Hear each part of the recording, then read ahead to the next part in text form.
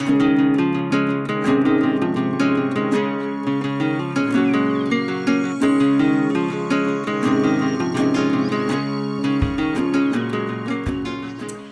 it's been a while since I've done a video, and I think it's time for an update. You know, I took that big bike trip with Jim over the summer, and before we left, we did a video which explained all the things we had done to my Surly disc trucker, which I called Shirley, and the modifications mostly that he made or helped me make. So I thought I'd review how well they worked as well as the bike overall itself. So as far as just the Surly disc trucker, I was extremely happy with it. This bike was a great bike. I didn't have any problems except for one thing. I did break a chain after about somewhere between around 1,200 miles, and that was very sudden. And I learned that the chain on this bike is longer than a normal chain. We got very lucky to find a bike shop that day who figured it out, and they were actually able to fix it for me, so it didn't cost us any time. So that happened.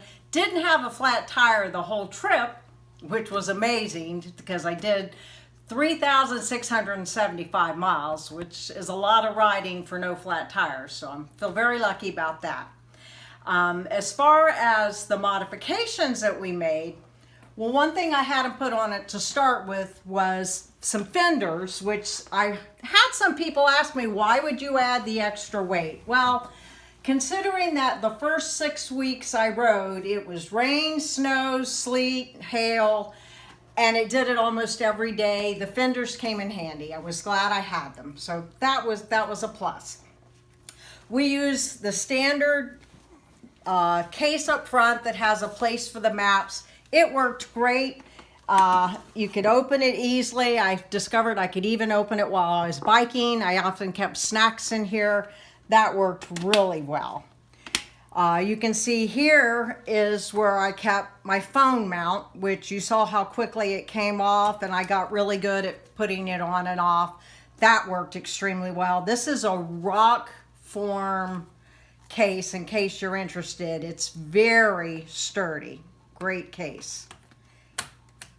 My Garmin, this is the Garmin Edge 530. I used it for electronic maps and updates, and it gave me turn-by-turn instructions. And I will say it worked well. However, there is a huge learning curve to getting used to using this device. Even if you're a Garmin user, which I've used Garmin's for many years, both on my wrists and on my bikes, but it took me a while to get proficient at using this piece of equipment. So if you're gonna get one, practice before you leave on a trip. This was something that Jim procured, this rear view mirror. It was probably my #1 safety item on the bike. I used it constantly. It gave you a great field of vision, and I did have to sometimes adjust it. It would get knocked a little loose, but not enough to be irritating. It was a great addition to the bike. This is just an old case I had that kept a few things like a handkerchief to wipe my face. I kept my lip goop in it, stuff like that. That worked good. If you notice, I have the brakes up here and the derailleur here, or shifters. I mean, and yeah, it's probably not the most convenient location, but you know, I wasn't in a race during this trip and I had no problem shifting just like that. Moving on down, you can see all my water bottles. I've got 3 here and 1 more in the back, and they were great. This was the one I used, and I would stop and refill it, which wasn't, you know, the most efficient use, but I needed to stop every couple hours or every hour anyway, so it was never a problem. And I discovered once it got hot, you know, we were at least 6 weeks of winter time, but it did get hot, and it got real hot. We had many days over 100 degrees, And what I discovered then is I needed ice in these bottles, so I had cold water to drink, and that made a huge difference to me staying on the bike longer. So I was constantly looking for convenience stores to fill these 2 insulated bottles. As you see, these are not insulated, but they were just the extra water I needed. Moving back here, we have an air horn and pepper spray. The air horn was for scaring off dogs. I discovered very early that dogs do not care about air horns. And not only that, but by the time I would see a dog chasing me, I usually barely had time to just get going. I didn't have time to reach down and grab the air horn because, like I said, the few times I did, it didn't work anyway. I never tried the pepper spray, and that was mainly while we were going through Yellowstone, if a bear happened to be anywhere close, and it just never happened. What I did find with the dog problems, I ended up, and this was, Jim and I kind of came up with this together.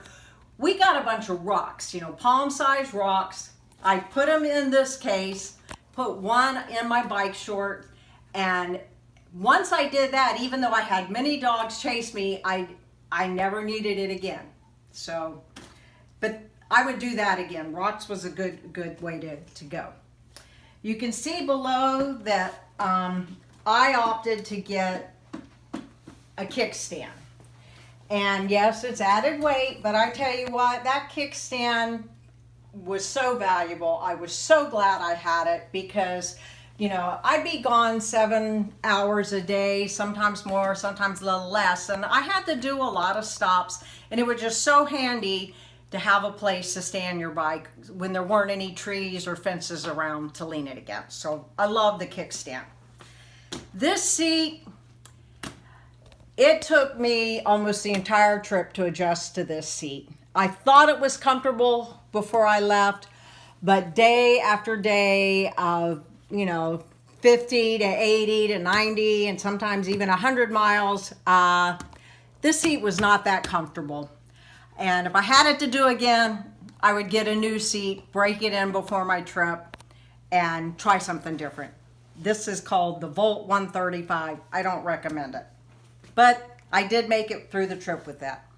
This was my main bag that had mainly safety gear in it. I have my first aid kit, a lot of other stuff, rain gear when I was getting rained on every day. And I know some people say, oh, don't worry about the rain gear, it's not worth it. Well, when it's 40 degrees outside, I don't want to be wet and cold, and the rain gear did work for me. I liked having rain gear. It was great. You can see one of my safety lights. This is actually the spare light. This was the main one I used. It flashes very bright, and I always had a spare because this was a rechargeable battery, although we would charge it every night and it lasted, but I think once or twice it did, for some reason, not light up, and so I used the spare, so that was a good thing. I think that covers everything. I think I will probably do another trip someday, probably in the next couple of years maybe, and I will be happy to take Shirley with me again because she was a great ride.